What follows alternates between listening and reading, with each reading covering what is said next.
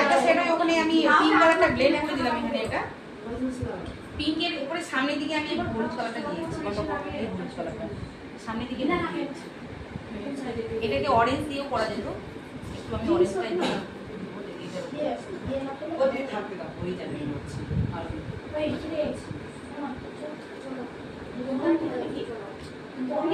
দিদি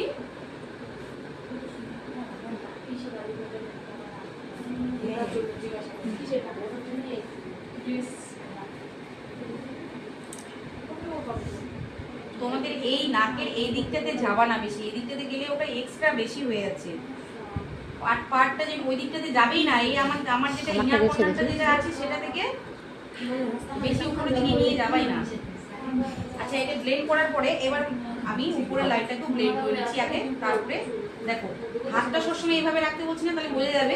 এবার এই দিকে পার্টটা এরকম, আমারটা যেরকম এখন বোঝা যাচ্ছে যে এক্সট্রা একটা পার্ট বোঝা যাচ্ছে, মানে গাইডলাইন যেরকম হয় সেরকম বোঝা যাচ্ছে না, এটা এখন বোঝা যাচ্ছে। এটা যেন না বোঝা যায় তার জন্য আমি এই যে পাউডার, এই যে যেটা প্রোডাক্টটা নিলাম আমি নিয়ে এটার উপরে আবার হচ্ছে এটাকে ব্লেন্ড করে দিচ্ছি সম্পূর্ণটাকে, ঘুষি তুলে তুলে করবো না, তাহলে কিন্তু এক্সট্রা লাইন বোঝা যাবে ওটা দিয়ে। এটা করার পরে যে আমার দেখো সব প্রোডাক্টটা তো এখানে মিক্স হয়ে গেল, ব্রাশের মধ্যে বেশি কিছু নেই এখন। তারপরে আমি এটা দিয়ে হালকা এখানে ব্লেন্ড করে দিচ্ছি। তাহলে যে গাইডলাইনটা যেটা বোঝা যাচ্ছে সেটা এখন বোঝা যাচ্ছে না, মিক্স হয়ে গেল, মিক্স হয়ে গেল না। এবার এখানে লাইট হয়ে গেল, হওয়ার ফলে আমি এখানে আচ্ছা পিঙ্কের উপরে আমি একটু অরেঞ্জ কালারটা এখানে নিয়ে নিচ্ছি, হালকা অরেঞ্জটা দিয়ে করলেই বেশি ভালো হতো। অরেঞ্জ কালারটা নিয়ে আমি আবার এখানটায়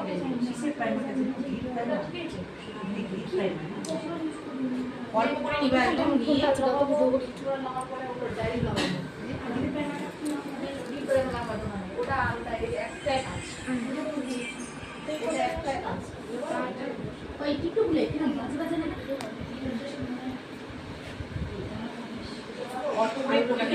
নিয়ে একদম যদি মনে হয় যে আমার এরকম করে গোল গোল করে ঘোরাতে অসুবিধা হচ্ছে, হ্যাঁ তাহলে এইভাবে করতে পারবো, এইভাবে লম্বা লম্বা করে টেনে টেনেও করতে পারো, কিন্তু এরকম এরকম এরকম এরকম করো না, তাহলে কি বলতো একটা পার্ট হয়ে যাবে। আচ্ছা, কালারটাকে ভালো করে তারপর আমাকে দিয়ে দিও, যে প্রোডাক্টটা ছিল সেটা দিয়ে উপরে আমি